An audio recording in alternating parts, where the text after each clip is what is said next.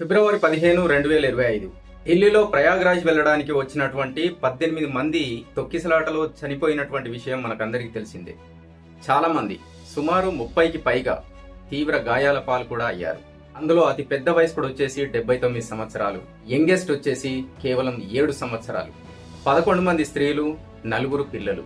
Railway శాఖ ఇచ్చినటువంటి primary report ని బట్టి చూస్తే ఈ గందరగోళం అంతా కూడా 2 ట్రైన్ల పేర్లు ఒకేలాగా ఉండడం, ఒక ప్లాట్ఫామ్ పైన ఉన్నటువంటి ప్రయాణికులు మరొక ప్లాట్ఫామ్ పైకి వెళ్ళడం, అప్పటికీ ఆ ప్లాట్ఫామ్ పైన ఉన్నటువంటి చాలా మంది క్రౌడ్ ఏదైతే ఉందో, అంటే ఆలస్యంగా ట్రైన్స్ వస్తున్నాయి కదా, వాటికి సంబంధించినటువంటి ప్రయాణికులు కూడా ఆల్రెడీ ఉన్నారు కాబట్టి వాళ్ళు చాలా క్రౌడ్ అయిపోయి అలాగా తొక్కిసలాట జరిగింది. తొక్కిసలాటలో చనిపోయిన వారికి 10 లక్షలు, తీవ్ర గాయాల పాలైన వారికి 2.5 లక్షలు, స్వల్ప గాయాల పాలైన వారికి ₹1,00,000 ప్రభుత్వం ప్రకటించింది. దీనిపై ప్రభుత్వం నార్సింగ్ డియో గాంగ్వార్లతో ద్విసభ్య కమిటీని కూడా వేసింది. జరగాల్సిందంతా జరిగిపోయాక ఎక్స్గ్రేషియా ప్రకటిస్తేనో, అధ్యయన కమిటీలు వేస్తేనో పోయిన వారు తిరిగి రాలేరు కదా, జరిగిన నష్టం పూడ్చలేరు కదా. అసలు మన ఇండియాలో డిజాస్ట్రస్ మేనేజ్మెంట్ లో భాగమైనటువంటి క్రౌడ్ మేనేజ్మెంట్ సరిగా ఉందా? ఒకవేళ ఆ మేనేజ్మెంటే కరెక్ట్ గా ఉంటే, ఆ సిస్టమే కరెక్ట్ గా ఉంటే ఇన్ని రకాల తొక్కిసలాటలు ఎందుకు జరుగుతున్నాయి? ఈ సంవత్సరమే జనవరి 29వ రోజు, అమావాస్య రోజు ప్రయాగ్రాజ్ వద్ద త్రివేణి సంగమం వద్ద 30 మంది చనిపోయారు సుమారు. ఇలాంటి తొక్కిసలాటలోనే జనవరి 8వ తారీఖు సుమారు 6 ఏపీలో చనిపోయారు. అది మనందరికీ తెలిసిన విషయం. అలాగే చూసుకుంటే జూలై 2024 హత్రాస్ లో 121 మంది చనిపోయారు. జమ్మూ కాశ్మీర్ లో వైష్ణోదేవి శ్రైన్ లో సుమారు తొక్కిసలాటలో 12 మంది చనిపోయారు. అక్టోబర్ 2013 మధ్యప్రదేశ్ లో ఉన్న రతన్గఢ్ టెంపుల్ దుర్గా నవరాత్రులకి సుమారు 115 మంది తొక్కిసలాటలో చనిపోయారు. ఫిబ్రవరి 2013 కుంభమేళాలో సుమారు 36 మంది చనిపోయారు. అందులో 27 మంది స్త్రీలు, పిల్లలే ఉన్నారు. ఇంకా ఎన్నేళ్లు ఈ తొక్కిసలాటల్లో చావాలి? ఏళ్ల తరబడి తొక్కిసలాటలు జరుగుతూనే ఉన్నాయి.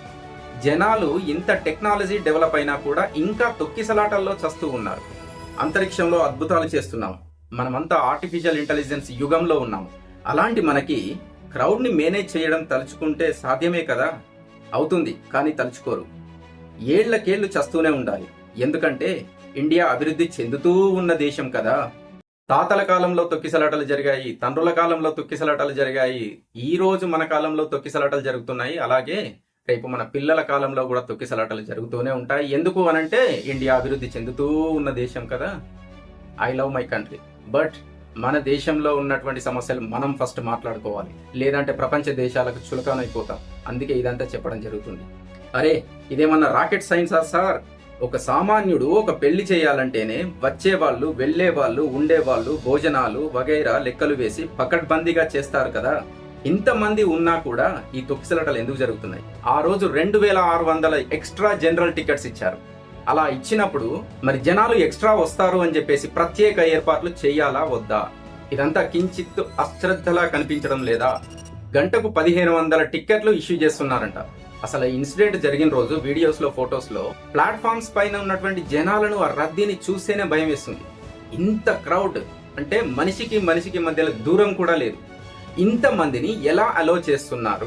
ఇంతమంది ఉంటారు, ఇన్ని టికెట్లు అమ్మాము అని చెప్పినప్పుడు ఇదంతా మీకు తెలిసే జరిగింది కదా.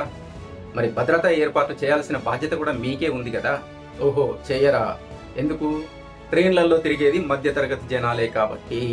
నాకో డౌట్, విమానాశ్రయాల్లో ఎందుకు తొక్కిసలాటలు జరగవు? ఓహో, అక్కడ డబ్బున్న వాళ్ళు ఉన్నారు కాబట్టా, వాళ్ళు ట్యాక్సులు ఎక్కువ కడతారు కాబట్టా, వాళ్ళకు చెమటలు కక్కుకుంటూ మరి భద్రతా ఏర్పాట్లు చేస్తారు కదా. విఐపీలు ఉన్న చోట ఈ తొక్కిసలాటలు ఎందుకు జరగవు? ఎందుకు? వాళ్ళు విఐపీలు కదా, మధ్యతరగతి జనాలు సామాన్య జనాలు కాదు కదా. నిజంగా అలాంటి చోట్ల తొక్కిసలాటలు జరగాలని చెప్పేసి ఎవరు కోరుకోరు, నేను కూడా కోరుకోవట్లేదు. కానీ వాళ్ళకి, మధ్యతరగతి వాళ్ళకి ఎందుకింత భద్రతా ఏర్పాట్లు చేయడంలో నిర్లక్ష్యం? అంటే వాళ్ళు ఉన్నవాళ్ళు ఎక్కువ ట్యాక్స్ కడతారు కాబట్టి స్పెషల్ భద్రత ఇవ్వాలనే సార్? నిజానికి సరే, మరి ఆ ఉన్న వాళ్ళే ఎన్నో అప్పులు ఎగ్గొట్టి విదేశాల్లోకి వెళ్ళి దాక్కునే వాళ్ళు, పారిపోయే వాళ్ళు ఎంతమంది ఉన్నారో తెలుసు కదా సార్. మరి మేము ట్యాక్స్ తక్కువనే కడతాం కావచ్చు, కానీ మాకు ట్యాక్స్ ముందే కట్ చేసుకుంటారు కదా సార్. ఉప్పు, పప్పు, చింతపండు ప్రతి విషయంలో మాకు ట్యాక్స్ ముందే కట్ చేసుకుంటారు కదా. ఆ లెక్కల్లో చూస్తే మేము ట్యాక్స్ ఎగ్గొట్టే వాళ్ళం ఏం కాదు సార్, మేము కరెక్ట్ ట్యాక్స్ కట్టే వాళ్ళమే, మాకు ముందే తీసుకుంటారు మా ట్యాక్స్ అంతా కూడా. అలాంటి విషయంలో అలాగా చూస్తే భద్రత ముందు మాకే ఏర్పాటు చేయాలి. ఈ మధ్యతరగతి వాళ్ళకి, బిలో మధ్యతరగతి వాళ్ళకే పటిష్టమైనటువంటి భద్రత ఏర్పాటు చేయాలి. ఎందుకంటే మాకు ఎక్కువ దేశభక్తి ఉంది. పాపం చనిపోయిన వాళ్ళు కూడా పాప్కార్న్ తిన్న వాళ్ళే సార్, ఉప్పు కలిపిన పాప్కార్న్ తిన్న వాళ్ళే, ఉప్పు కలపని పాప్కార్న్ తిన్న వాళ్ళే, ట్యాక్స్ కట్టిన వాళ్ళే సార్. వాళ్ళకేవి భద్రత? మధ్యతరగతి జనాలకి ఏది భద్రత? నేను ఈ పార్టీ ఆ పార్టీ అని మాట్లాడట్లేదు, ఏ పార్టీ అయినా ఇలాగే మాట్లాడతాను. ఎందుకంటే పక్క మనిషి ప్రాణం ఇంపార్టెంట్ మనకి. గత ప్రభుత్వాల్లో కూడా ఎన్నో తొక్కిసలాటలు జరిగాయి, అది కూడా తప్పే అని చెప్తున్నారు. ఎందుకు ఇంత ఆవేదన అంటే, ఆ తొక్కిసలాటలో ఒక తల్లిని కోల్పోయినటువంటి పిల్లలు ఓ 10 సంవత్సరాల తర్వాత మా అమ్మ ఎందుకు చనిపోయింది, లేదంటే మా పేరెంట్స్ ఎందుకు చనిపోయారు, తొక్కిసలాటలో ఎలాంటి తప్పు చేయకుండా కేవలం తొక్కిసలాటలో చనిపోయారు అని అంటే, ఎందుకు ఇలా జరిగింది అని అంటే, ఆ పిల్లలకు బదులు ఎవరు చెప్తారు సార్? అధికార యంత్రాంగం చెప్తుందా? పొలిటీషియన్స్ చెప్తారా? ఎవరు చెప్తారు? 18 మంది అంటే 18 మంది కాదు, 18 కుటుంబాల్లో ఎన్నో కుటుంబాలు రోడ్డున పడ్డాయని అర్థం. ఆ నష్టాన్ని ఎవరు పూరుస్తారు? ఓవైపు ప్రపంచ దేశాలన్నీ AI డీప్ సీక్ అంటూ ముందుకెళ్తూ ఉంటే, మనం మాత్రం తొక్కిసలాటలో 15 మంది, తొక్కిసలాటలో 18 మంది, తొక్కిసలాటలో 100 మంది అని చెప్పేసి చదువుతూ ఉన్నాం హెడ్లైన్స్. అందుకే కదా సార్ మన మేధావులంతా కూడా బయటికి వెళ్ళి బయట కంపెనీల్లో సీఈఓలు అవుతున్నారు. నిజంగానే ఆ రోజు తొక్కిసలాట జరిగింది అని ధృవీకరించడానికే అధికారులు 20 గంటల టైం తీసుకున్నారంటే, మరి అంత అందులో మతలబేదో ఆ పైవాడికే తెలియాలి.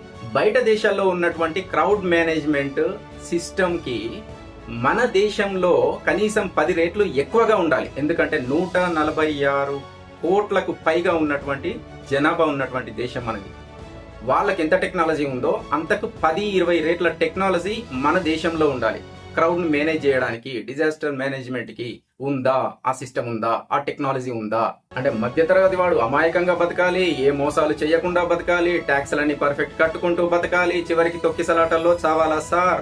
క్రౌడ్ మేనేజ్మెంట్ లో కొత్త కొత్త పద్ధతులను తీసుకురండి, టెక్నాలజీ తీసుకురండి, అధ్యయనం చేయండి, మరింత అధ్యయనం చేయండి. బయట దేశాల్లో పరుగు పోతుంది సార్, ఇంకా ఇండియన్స్ తొక్కిసలాటల్లో చనిపోతున్నారు అంటే.